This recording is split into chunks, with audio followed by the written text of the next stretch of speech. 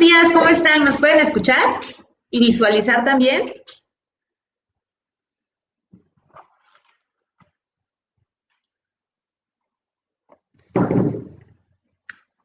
Sí, sí, no hay audios. ¿Sí nos escuchan? Bueno, aprovechamos para saludar a las redes sociales, a Periscope, a Facebook, igual, ¿nos pueden escuchar bien? Ok, dice Modesto que sí. Jocelyn, Ana Melisa, ¿cómo están? ¿Qué tal su mañana? Se escucha bien, perfecto, qué bueno. Ok, bueno, el día de hoy estamos aquí, la licenciada Lucero Cortés, directora operativa, y su servidora Selma Castellanos, especialista en prevención de lavado. Y bueno, creo que esta ha sido la jornada que más nos va a implicar un reto por el hecho de que, por el tiempo sobre todo, cuando nos dijeron, van a dar el módulo 2 de la certificación en una hora, fue como es demasiada información, demasiada, en sí son las obligaciones en materia de prevención de lavado para todo el sector financiero. Entonces vamos a tratar de irnos lo más rápido posible para llegar a abarcar todos los temas, Lu. Exactamente. Igual les comentamos que van a ser 3 sesiones, la primera ya la impartió Jessica con Claudia, esta es la segunda y tenemos la tercera que es el módulo 3. Cada una requiere un link diferente de registro, entonces igual si se quieren conectar a la tercera, va a aparecer en el chat el link para que se conecten. Importante, debido al tiempo, tenemos muy poquito tiempo, la jornada termina a las 12:15, les pediremos que cualquier duda sea abordada durante los tiempos que nosotras les comentemos para que podamos abordar la mayor parte del contenido. Puede que no terminemos con el contenido, pero estamos planeando en hacer la segunda parte, entonces para no dejarlos a medias y pues que desde luego, ¿no? Que sea de provecho para ustedes. Procuramos darle importancia a los temas que vienen en el temario para la presentación del examen y también a los reactivos, a lo que implica mayor número de reactivos. Entonces, pues creo que comenzamos, ¿no? Sí, comenzamos para irnos rápido. Bueno, inicialmente vamos a hablar sobre cuáles son las entidades sujetas a supervisión de la Comisión Nacional Bancaria y de Valores. Como bien saben, es prácticamente todo el sistema financiero mexicano. Aquí les voy a dar un tip porque vamos a tener dos tipos de sectores, el sector prudencial y el sector no prudencial. ¿Cuál es la diferencia entre cada uno de ellos? El prudencial va a buscar como fin garantizar la solvencia y la liquidez del sistema financiero mexicano. Y el sector no prudencial únicamente está regulado por la Comisión Nacional Bancaria y de Valores en tema de prevención del lavado. Para que lo puedan distinguir más rápido, que creo que para nosotros es más fácil decir, bueno, el sector no prudencial siempre van a ser las SOFOMES no reguladas, centros cambiarios y transmisores de dinero. Todas las demás pertenecen directamente al sector prudencial. Y que además, un punto importante, ¿no? El sector no prudencial, pues tiene su requisito en materia de PLD, que es el dictamen técnico. Entonces, también es un punto importante que les ayuda a diferenciar entre un sector y otro. Exacto. Ahora bien, ¿cuáles son los ordenamientos en materia de PLD-FT? No les recomiendo porque en verdad son demasiadas legislaciones y es muy cansado estarte aprendiendo artículo por artículo. Realmente cuando a mí me tocó presentar el examen, te ponen la misma tablita y nada más te dicen, relaciona con qué legislación pertenecen. No les juegan con los artículos, pueden estar tranquilos, nada más si aprendan a distinguir. Ejemplos, si hablamos de instituciones de crédito, directamente es la ley de instituciones de crédito. Voy a hacerla más amplia. Si estamos hablando de casas de cambio, entra directamente la Ley General de Organizaciones y Actividades de Auxiliares. Si hablamos de centros cambiarios, igual la LGOAC, SOFOMES reguladas, las no reguladas, los transmisores de dinero. Y posterior a eso vamos a tener los asesores de inversión, que van a ser las leyes de mercado de valores, las casas de bolsa, las afianzadoras, aseguradoras, afores. Les recomiendo que identifiquen más que nada cuál es la legislación que les corresponde, es decir, si estamos hablando de SOFOMES no reguladas, centros cambiarios, transmisores de dinero, directamente es del LGOA. Si estamos hablando de institución bancaria, instituciones de crédito. Entonces, nada más aprenden a relacionar qué legislación corresponde. Exacto, que hagan como el match, ¿no? Ya sabemos que en la LGOA, pues están las SOFOMES, están almacenes, centros cambiarios, y pues ya a lo mejor a nosotras no nos tocó que te pregunten el artículo directo. No, nada más te dicen relacionalo. Exactamente, relaciona. Entonces hay algunos que por descarte va a ser muy sencillo, otros que sí tienes que memorizar, pero sería como lo más importante, ¿no? En cuanto a la legislación. Ahora bien, ¿cuál es el objeto de las disposiciones de carácter general? En sí es establecer las medidas y procedimientos mínimos que los sujetos obligados están obligados a observar para prevenir y detectar todos los recursos de procedencia ilícita, y la parte de los reportes, los términos y condiciones en las cuales los sujetos obligados tienen que estar mandando la información a la Comisión Nacional Bancaria de Valores. Entonces, te puedo decir que el objeto siempre va a ser dos. El primero es prevenir y detectar la parte de prevención del lavado de dinero y financiamiento del terrorismo, y la segunda, los términos y condiciones en la cual los sujetos obligados van a estar emitiendo los reportes, en casos de que tengamos una operación inusual, una interna preocupante, etcétera. Exacto, creo que aquí es muy importante que pongan énfasis en el objeto de las disposiciones. El objeto viene literal al inicio de las disposiciones y te da estos dos puntos claves. No te lo preguntan de manera literal, o sea, no te lo preguntan textual en el examen, pero sí viene implícito en algunas de las preguntas.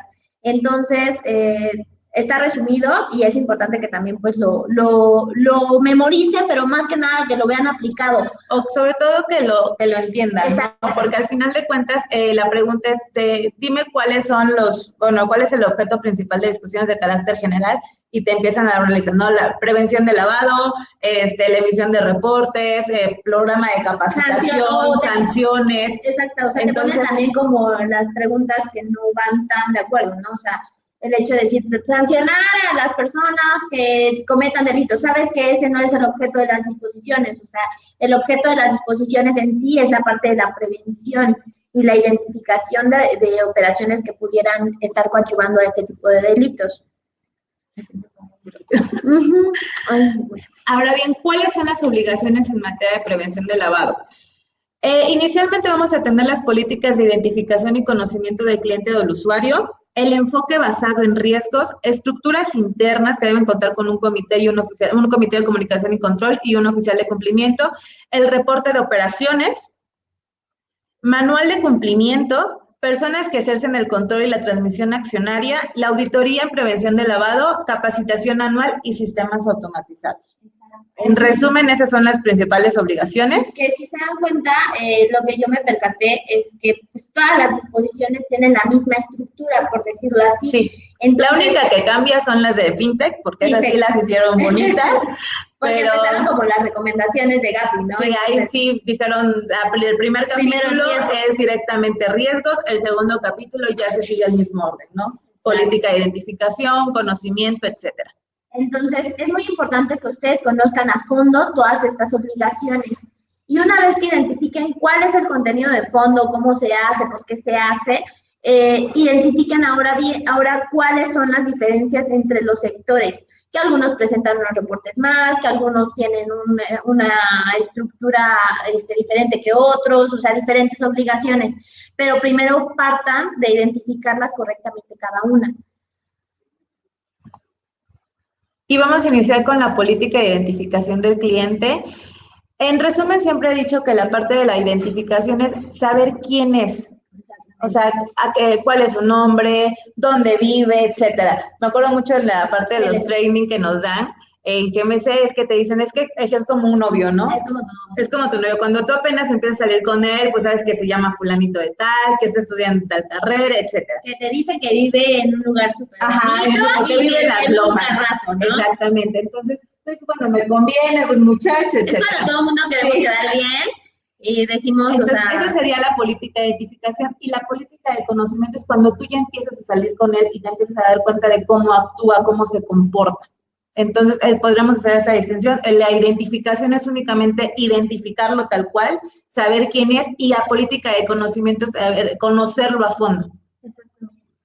Entonces, bueno, a grandes rasgos, las políticas de identificación deberán incluir todos los procedimientos y todo debe de estar establecido en el manual de cumplimiento. Estos procedimientos te dicen cómo vas a identificar de acuerdo al tipo de persona, cómo vas a validar la información, cómo vas a integrar el expediente y también cómo lo vas a actualizar. Entonces, es muy importante que ustedes tomen en cuenta que la política de identificación es todo un conjunto de medidas y procedimientos para, desde un inicio, desde que tú tienes la prospección con tu cliente, hasta la parte de la integración y actualización del expediente.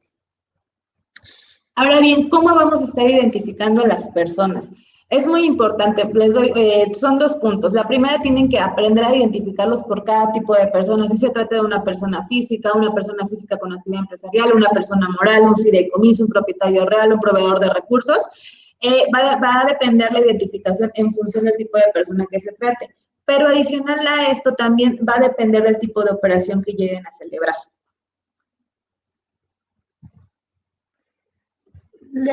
Bueno, esta es una tabla de cómo se identifican los diferentes tipos de personas que nos acaba de mencionar Selma.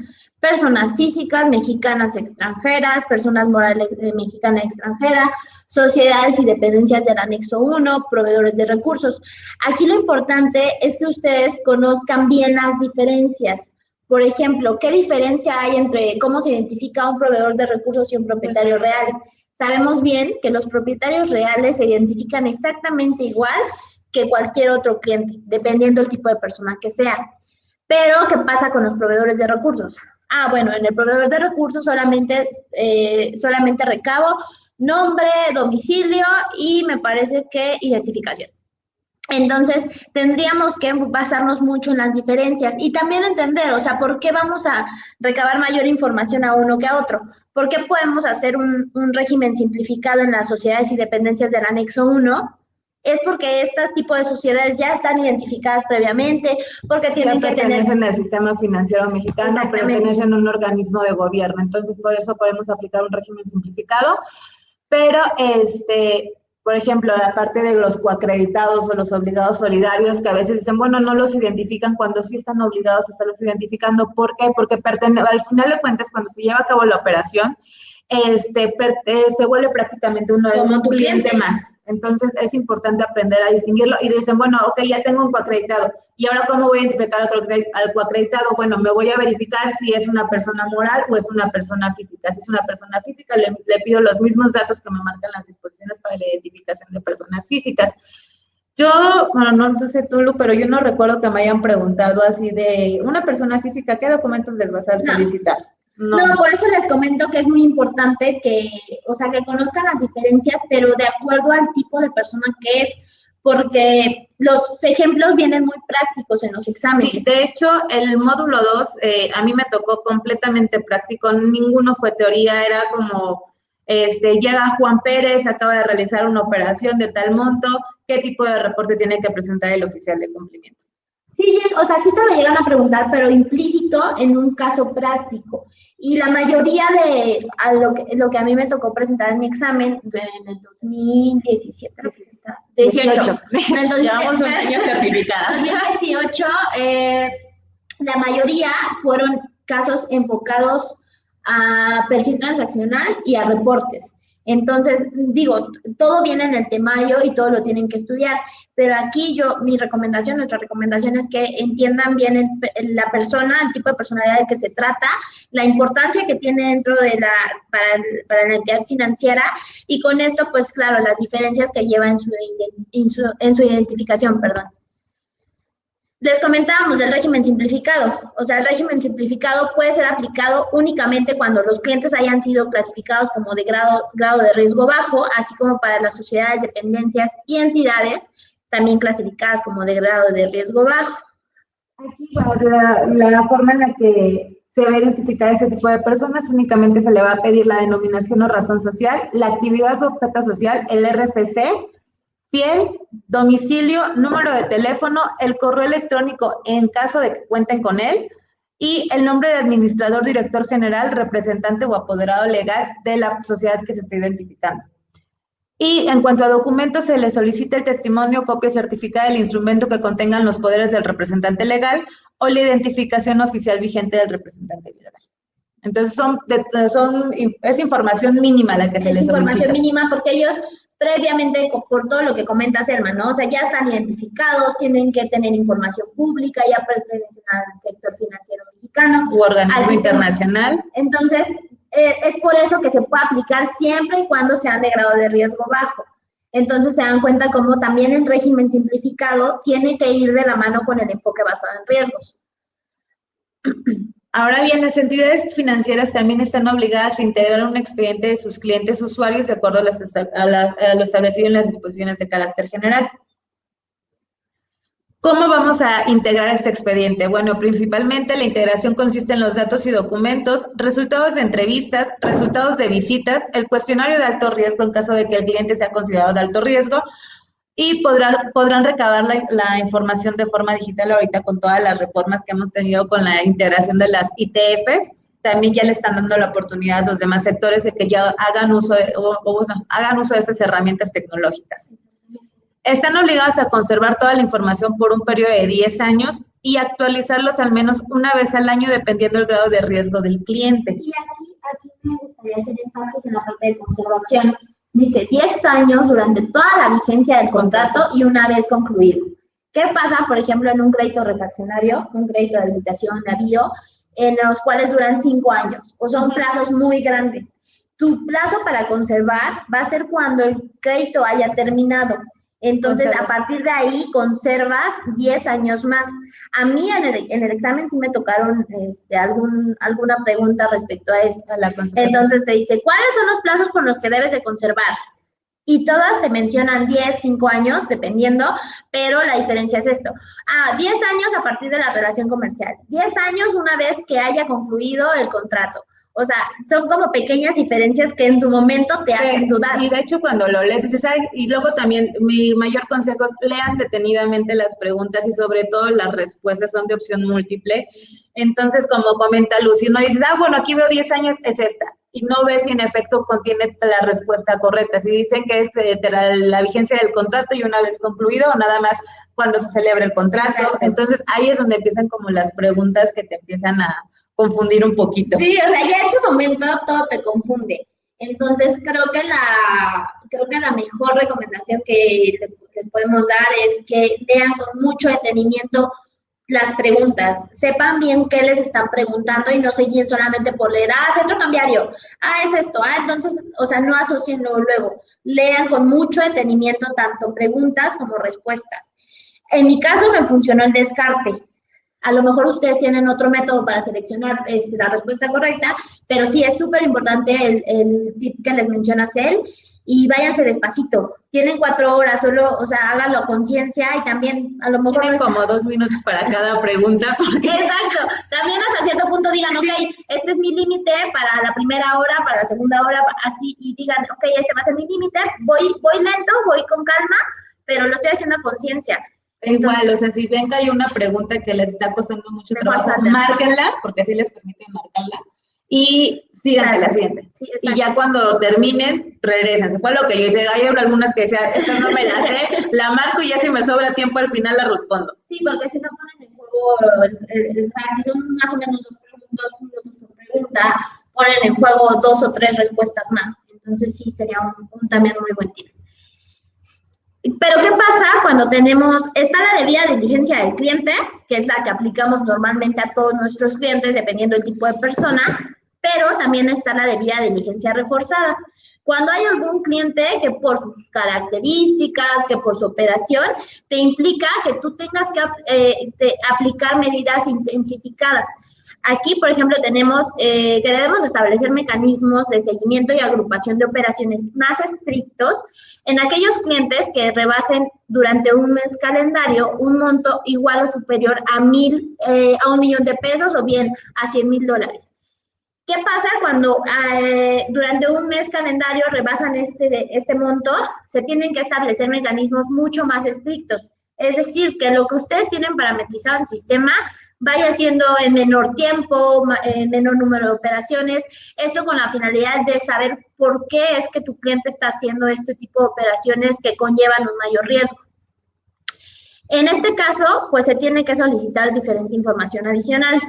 Por ejemplo, los datos, así como de la ocupación y la profesión, o el giro del negocio, la fecha y monto de las operaciones, de cada una de las operaciones, y si se llevó en diferentes sucursales, también es un indicador para que ustedes puedan llevar a cabo alguna dictaminación si después se realiza alguna alerta. Ahora bien, la parte de la identificación no presencial, eso es completamente novedoso, Lu.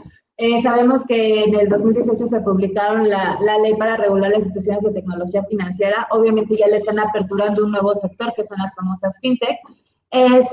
Pero dicen, bueno, también todos los sectores dicen, bueno, si ellos se lo permiten, a mí, ¿por qué no? ¿No? Yo también necesito ocupar este tipo de herramientas para empezar a colocar y agilizar también los trámites. Entonces, da la oportunidad ahorita con las reformas que se publicaron en marzo del presente año, el hecho de decir, bueno, vamos a permitirle a los demás sectores que realicen la identificación de forma no presencial. ¿Qué tienen que observar aquí? La parte de la identificación no presencial, al momento en que las entidades abren una cuenta o celebren un contrato a través de dispositivos electrónicos de forma no presencial, además de los datos de identificación que deben requerir conforme te lo marcan las disposiciones de carácter general, y obtener, y deberán requerir obtener a sus clientes, previo consentimiento de estos, la geolocalización del dispositivo. Aquí es muy importante el por qué les exigen la geolocalización. Tienen que saber en dónde están celebrando este tipo de operaciones. Sí, dice la CNB, dice, ¿sabes qué? Sí puedes operar con identificación no presencial, pero punto número 1, que solicita el consentimiento. Punto número 2, la geolocalización es importantísima.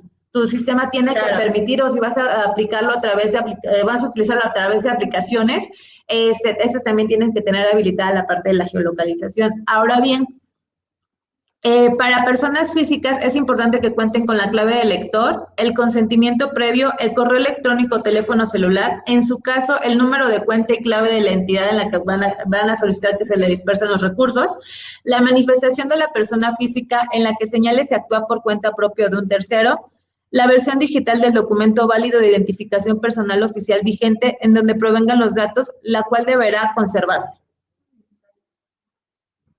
Respecto a la persona moral, se le solicitará el correo electrónico, en su caso, un número de cuenta clave de la entidad financiera, la firma electrónica o firma electrónica avanzada del representante legal, datos indicados en las disposiciones de carácter general y la versión digital de los documentos de identificación. ¿Y cómo van a otorgar ese consentimiento? Pueden realizarlo a través de una firma electrónica, a través de la FIEL, o bien a través de las características para tal efecto emiten las disposiciones. Es por eso que ahora ya se incluyen algunas otras definiciones dentro de las disposiciones, como la firma electrónica, ¿no? O sea, la cual ya es como si tú firmaras de manera vía remota y que estás aceptando, pues, que tiene la misma validez que una firma en su momento. Ahora, vamos a la segunda parte. ¿Qué pasa cuando ya conocimos a nuestro cliente? Ya identificamos a nuestro cliente. Vamos a conocerlo, vamos a ver que en efecto todo lo que nos haya dicho se apegue a la realidad. Y si hay algún cambio, pues nosotros tenerlo en cuenta, ¿no? O sea, como para decir, bueno, es que mi novio me dijo que vivía en las lomas, pero pues yo ya me di cuenta que no. O sea, que sí vive en las lomas, pero vive un poquito más a la derecha, entonces ya no son las lomas. Entonces ya no me puedo ir por el mismo camino que antes pensaba, tengo que desviarme. Entonces, este tipo de cambios es para qué nos sirve la política de conocimiento, para saber en efecto cuál es el comportamiento y cuáles son las razones, el origen, el destino de los recursos que está solicitando nuestro cliente. Pues en primera parte son políticas, procedimientos y controles para mitigar los riesgos. Todo esto debe de ser acorde a la implementación de la metodología. Seguimos de la mano, ¿no? O sea, desde la parte de identificación y de conocimiento tiene que ir acorde a lo que tú estableciste en tu metodología de riesgos. Además, son procedimientos que la entidad desarrolla para dar seguimiento a las operaciones realizadas por cada uno de sus clientes o usuarios. Es importante que no nada más identifiquemos y saquemos un perfil transaccional y digamos, bueno, sí, me va a depositar porque el crédito, 3,000 pesos, porque es lo que viene en su tabla de amortización y va a ser una vez al mes. Hasta ahí no nos debemos de quedar. Debemos de hacer un seguimiento para ver si en efecto sí nos ha pagado nada más esas veces, si ha habido pagos anticipados, si a lo mejor sabemos que se retrasa y después nos da una cantidad muy grande. O sea, todos esos son indicadores para en verdad conocer a nuestro cliente. Además, son procedimientos para el debido conocimiento del perfil transaccional, la agrupación de operaciones, para también conocer cuáles pueden ser los supuestos donde un cliente se aparte del perfil transaccional, las medidas, cómo podemos identificar las operaciones inusuales y desde luego, cuáles podrían ser algunas circunstancias para cambiar el grado de riesgo de alguno de nuestros clientes. Ya sabemos que de acuerdo a la tipología tal o a la evaluación nacional de riesgos, los pagos anticipados, los montos muy elevados, X, lo que ustedes hayan establecido en su metodología de riesgos, es algo que para ustedes implica que de medio pase a alto, o de bajo pase a medio, o directamente alto riesgo. Y todo esto debe estar en su política de conocimiento. Pero igual hacemos ahorita un intervalo, no sé si tengan alguna duda, algún tema que les interese, sobre todo que veamos durante esta última media hora que nos queda. Me están diciendo que es hasta las 12:15, ok, en estos últimos 20 minutos que nos quedan. ¿Ninguna pregunta, Ilse? Bueno, igual si surgen ahorita durante este momento las vamos contestando. ¿Qué asociamos con la política de...? Yo la asocio así. Política de identificación es solicitudes, integración, conservación, actualización. Pero ¿qué relacionas con conocimiento, con la política de conocimiento? Perfil transaccional. Es lo primordial. Perfil transaccional, agrupación de operaciones, seguimiento.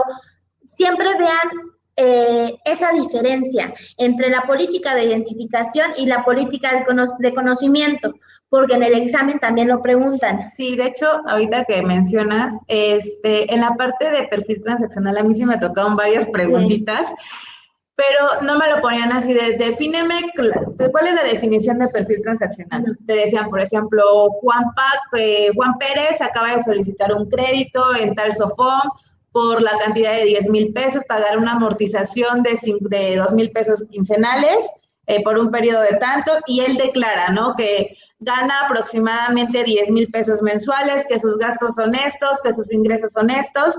¿Qué información te falta para determinar el perfil transaccional? Entonces ya tienes que aprender a analizar, bueno, si ya me está diciendo los gastos, los ingresos, cuál es la naturaleza, o sea, qué información es la que te falta. Entonces tienes que aprender a determinar que el perfil transaccional inicialmente será la información que proporciona el cliente o el usuario, la información, el monto, número, tipo, naturaleza y frecuencia. Esto apréndanselo de memoria porque es donde ya te empiezan a cuestionar. Dice también el perfil transaccional va mucho más allá de lo que te refleja una tabla de amortización de un crédito. Tú dices, ok, es que si es un crédito vía nómina, le tengo que estar, tiene me van a estar descontando inmediatamente. Sinceramente, y ya sé que sus ingresos es lo que percibe por parte de prestación de nómina, ¿no? Pero es mucho más allá que eso el perfil transaccional. El perfil transaccional también tiene que ver con otro tipo de ingresos, a lo mejor la frecuencia que van a tener en los pagos. Si a lo mejor él te dice, bueno, es que en el mes de diciembre yo sí quiero darte un anticipo por cuestión de mi aguinaldo, o en el mes de las utilidades, o sea, cuestiones que van más allá. Pero esto depende también del tipo de operación, ¿no? O sea, y tienen que ir más allá de la operación que estén realizando en sus empresas. Puede que sus empresas, si nada más están realizando créditos vía nómina, hasta ahí se queda el perfil transaccional. Pero piensen en otro tipo de entidades que hacen otro tipo de operaciones o otro tipo de crédito. ¿Qué pasa con un crédito agrícola? De habilitación, donde sabes que te pagan la mayoría al vencimiento, a los 5 años. Dices, es que no hay perfil transaccional. No hay perfil transaccional porque a lo mejor durante toda la vigencia no están pagando nada más los intereses. Exactamente. Pero ¿qué sería un indicador para ellos de perfil transaccional? ¿Qué sería algo? ¿Cuál es el comportamiento esperado de tus clientes? Pues a lo mejor si tiene algún otro ingreso, o sea, a lo mejor además de lo que para lo que me pidió conmigo, que fue para este tipo de semilla, estás además sembrando cebolla. Y la cebolla es en otro temporal. Entonces, ese tipo de cuestiones tienen que ustedes tener una visión mucho más general sobre lo que es el perfil transaccional, que va mucho más allá también del comportamiento de tu crédito. Va de acuerdo a cómo es tu cliente. Sí. DGC, Armando. DGC. Disposiciones de carácter general. Abreviado. Sí, solamente que lo reducimos. Pero es la abreviatura de disposiciones de carácter general. ¿Cuándo son pagos a solo intereses y pagan antes del vencimiento? Por lo general se dan créditos agrícolas de habilitación, de avíos refaccionarios, dependiendo, o sea, a veces el cliente te dice, bueno, es que sí está pactado de una manera, pero me paga al final todo, tanto capital como intereses. Ah, ok, no, solamente me está dando intereses y al final capital. Así, o sea, dependiendo, eso ya es de acuerdo a la operación, pero por lo general, de crédito que al tipo de crédito. Por lo general son en créditos de largo plazo y se da mucho en los créditos agrícolas. Importante, o sea, no nada más hay que recabar la información, no nada más hay que saber cómo esperas que se comporte el cliente, debe de haber una supervisión. Esta supervisión, la primera parte, tu herramienta es tu promotor, tu ejecutivo, la persona de primer contacto con el cliente, es quien recaba la información, pero en la parte de supervisión, quien es tu aliado es el sistema automatizado. El sistema automatizado debe de permitir... Al final de cuentas es quien está verificando cómo están cayendo los pagos, ¿no? Porque sería imposible que tú como ejecutivo, además de, o que el ejecutivo, perdón, además de recabar la información, diga, me voy a poner a hacer mi tablita, voy a sacar mis tablas de Excel, les voy a hablar, o le voy a hablar. Ya me depositaste. Entonces, el sistema automatizado debe de tener esta función para hacer la supervisión. Te dan un perfil de transaccional inicial, que es cuando inicia la relación comercial, pero a los 6 meses debe de haber una evaluación. Esta evaluación es directamente por el sistema.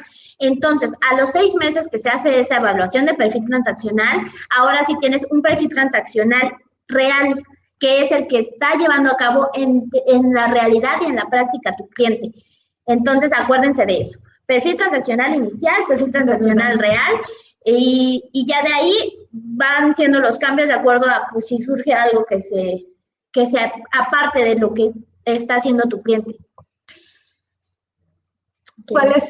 Ahora bien, ¿cuáles son los clientes que vamos a considerar de alto riesgo? En sí, vamos a tener 3 tipos. La primera va a ser los clientes no residentes en el país y se encuentran asignados al segmento conocido como banca privada del sector de negocios similar o dentro de las entidades, las PEPs extranjeras y las personas morales que realicen operaciones en efectivo con dólares de los Estados Unidos de América que no cumplan con los requerimientos establecidos para realizar operaciones ilimitadas. Aquí es muy importante. Estos son los 3 supuestos que te dan las disposiciones, pero además son todos los que se establezcan en la metodología de riesgos de cada entidad. Entonces, esto es lo obligatorio por disposiciones. El perfil transaccional lo debe ser en automático el sistema. La primera evaluación, el perfil transaccional inicial la tiene que recabar directamente el promotor, como lo comentaba Lucero, y posterior a eso toda esa información se tiene que estar ingresando al sistema automatizado y tiene que estarlo realizando de forma automatizada. Sí, o sea, tendrías que ver si es porque hay clientes que ya ubican muy bien el perfil transaccional, entonces te dicen montos que jamás van a rebasar. Te dicen, no, mis montos máximos van a ser 50,000 pesos. Y tú sabes que jamás los va a pasar, no, jamás los va a rebasar. Pero entonces es donde el sistema te dice, ok, sus montos máximos han sido de tanto, por lo tanto, sus montos máximos que él te declaró en un inicio no tienen nada que ver con la práctica. Y es donde se ajusta los parámetros o los umbrales para el perfil transaccional. También muy importante, el perfil transaccional tiene que ser de acuerdo a cada cliente. No pueden establecer, el sistema no puede establecer un perfil transaccional general para todo, o sea, para toda la empresa. Tiene que ser por cliente. Sí, porque no es lo mismo que sea una persona, puede ser 2 clientes, personas físicas, pero a lo mejor uno es comerciante y el otro es asalariado. Entonces, obviamente, los ingresos van a ser completamente distintos, igual el comportamiento que van a tener. Exactamente. También importante, un cambio importante que hubo en las disposiciones, fue mínimo, pero muy sustancial, que fue era necesario también ya. La identificación del propietario real. Antes te lo daban como una opción, o sea, bueno, no como una opción, sino como lo dejaban muy abierto. O sea, se tiene que hacer la identificación del propietario real, siempre y cuando existan los 3, alguno de los 3 supuestos, ¿no? Pero ahora te dicen que si no identificas al propietario real, no puedes seguir con la operación. Entonces, vamos a abordar qué es el propietario real. El propietario real, en pocas palabras, siempre va a ser la persona física que va a estar atrás, por ejemplo, de una persona moral o inclusive atrás de una persona física, pero que va a recibir de forma directa ese beneficio. Exacto. Vamos a tener, bueno, las disposiciones te marcan los supuestos, pero adicional a eso, yo les recomiendo, en verdad, lean los lineamientos para la identificación del propietario real, porque de ahí sacan muchísimas preguntas, que te ponen ejemplos de, bueno, de una persona moral tenemos a 15 accionistas y ninguna superan el 25% accionario, ¿no? Ahora dime cómo identificarías o qué documentación recabarías. Entonces, ahí es donde, y toda esa información viene dentro de los lineamientos. Bueno, está bien, el primer supuesto tengo que verificar que dentro de esas personas físicas que tengo como accionistas, ninguna mantengan una relación jurídica. Es decir, que sean socios dentro de otra persona moral o bien mantengan una relación familiar. Si veo que, por ejemplo, Lucero y yo somos hermanas, y entre las dos superamos el 25%, obviamente a nosotros ya nos pueden identificar como propietarios reales de la sociedad. O, por ejemplo, esposos, ¿no? Exactamente. Ninguno de los dos supera por sí solos el 25% accionario, pero ya en conjunto hay una relación también familiar o de otro tipo que hace que puedan tomar decisión por la unificación de las acciones. Hay algunos documentos que a lo mejor, desgraciadamente, creo que no vamos a alcanzar a ver todo el tema de disposiciones, pero antes de terminar, antes de que nos digan que ya tenemos que dejarlos, hay documentos que nos gustaría hacerles la recomendación de que los lean. A mí me gustaría empezar con, desde luego, 40 recomendaciones. Creo que es muy importante que entiendan qué es lo que está pidiendo Gafi y entonces se van a dar cuenta la relación que hay con las disposiciones de México. Pueden hacer ese match que es... Sí. Es muy intuitivo, o sea, decir, EBR, la 1 que es para Gafi, ok, me lo están poniendo en el capítulo 2 bis, y es por esto, o sea, es ir haciendo ese match. A mí, como primer punto, me gustaría dejarles que estudiaran o que leyeran a detalle las 40 recomendaciones. Y otro punto muy importante, porque también de ahí sacan muchísimas preguntas, lo de las 40 recomendaciones, lean detenidamente tanto la recomendación como de la nota interpretativa. La nota interpretativa tiene demasiada información, tiene más, ¿no? Y ahí es donde está la carnita y es donde tienen que estar como verificando la información. Y que de hecho, como comentas, una vez leyendo las 40 recomendaciones y tú lees las disposiciones, entiendes el por qué están marcados en las disposiciones.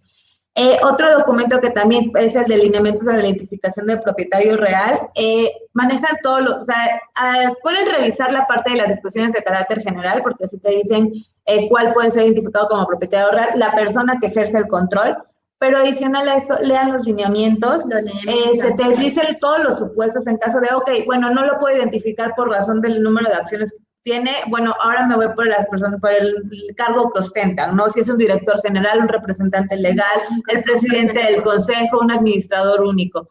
Y si no, por cualquier otro medio de identificación, relación personal familiar. Pero ahí te van especificando, bueno, puedes recabar toda esta información. Si esta información no te es suficiente, puedes solicitar esta también adicional. Entonces, en toda la parte de propietario real, por experiencia propia, les puedo decir que las preguntas que me tocaron, toda la información venía dentro de los lineamientos. Se debe, si el representante, si es el representante legal, que nadie rebasa las acciones, que se puede interpretar que es el representante legal. De acuerdo a disposiciones, te dicen que si nadie rebasa el 25%, tendría que ser el presidente del consejo o el administrador único. Y se debe de estudiar disposiciones de banco y en qué grado las que no lo son. Te recomiendo estudiar todas porque el examen en sí no es únicamente para un sector, abarca todos los sectores. Lo que sí podría tomar es como base la de bancos. La de bancos, que es como el más completo. Que es la más completa, y de ahí tienes que ver las diferencias entre todas. O sea, saber cuáles son los reportes que sí presentan unas, que presentan otras, cuáles están obligados a tener comité de comunicación y control, cuáles no. O sea, entonces, eso sí, te podrías tomar como base bancos, pero tienes que conocer las diferencias con todos. Y bueno, aquí le vamos a tener que cortar para dar continuidad a la siguiente jornada. Bueno, muchísimas gracias. Una disculpa que el tema sea tan rápido que no nos tuvimos tiempo de analizar un poquito más a fondo. Sí tenemos previsto probablemente dar la segunda sesión, pero también ese tema. También muy importante, el día de hoy tenemos una sesión completamente gratuita para que ustedes, el día de hoy comienza el training intensivo para la certificación. Consiste, seguramente a lo mejor ya les comentaron, en 12 sesiones de 4 horas cada una, y las vamos a estar dando durante 2 semanas, es decir, los miércoles y jueves de 2 a 6 de la tarde durante las próximas 6 semanas. Entonces, el día de hoy, a todos ustedes, los que nos manden sus datos, les vamos a poder dar el acceso gratis a esta primera sesión. Esta sería la primera opción que les tenemos. La segunda, a lo mejor sería que si ustedes se están preparando por su cuenta y ya traen un método de estudio que ustedes ya adoptaron, lo que podemos hacer es también la semana de taller de repaso, que empezamos 15 días, me parece que 15 días antes del examen. Y también es una semana en la que cada día nos vamos enfocando a temas importantes de la certificación. No vamos a abordarlo aquí como en una hora, es con mucho más calma, son los temas mucho más importantes. Entonces, ¿por qué medio daremos los datos? Con gusto nos puedes mandar los datos a mariana@gmc360.com.mx, ahorita te lo escribimos, y si no, directamente también a mí, que nada más cambiarías el nombre, sería Lucero. Lucero@gmc360.com.mx. Nos solicitan sus datos de acceso. El día de hoy comenzamos con el módulo 1, que es organismos, y tenemos las 12 sesiones. Entonces, igual recuerden que su plazo para presentar su solicitud de examen es hasta el día 20, entonces todavía estamos a tiempo. Si ustedes tienen alguna duda con respecto a lo que sea, los requisitos, a qué poner en su currículum, a diferentes situaciones, con todo gusto también nosotros los apoyamos. Y también, igual si se quieren conectar a la sesión que viene, está el link en el chat. Igual, por último, si quieren que demos la segunda sesión o la segunda parte de este tema, también háganoslo saber para que nosotros agendemos alguna sesión extraordinaria y podamos dar la segunda parte. Yo con un poquito más de tiempo porque siento que vengo corriendo. Sí, fue para nosotros todo un reto, pero importante que lean algunos documentos, que los lean para que entiendan y apliquen el conocimiento que están adquiriendo. Entonces, yo les dejo ese 40 recomendaciones, lineamientos del propietario real, y disposiciones de carácter general y las diferentes guías del módulo 3. Con lo que necesiten, pues igual estamos a la orden. Muchísimas gracias. Igual en redes sociales. También, o sea, si quieren el acceso para la sesión del día de hoy de training, con todo gusto nos mandan sus datos. Que estén muy bien y que tengan un excelente día. Hasta luego. Ok, José Luis, lo vamos a tomar en cuenta. Muchas gracias.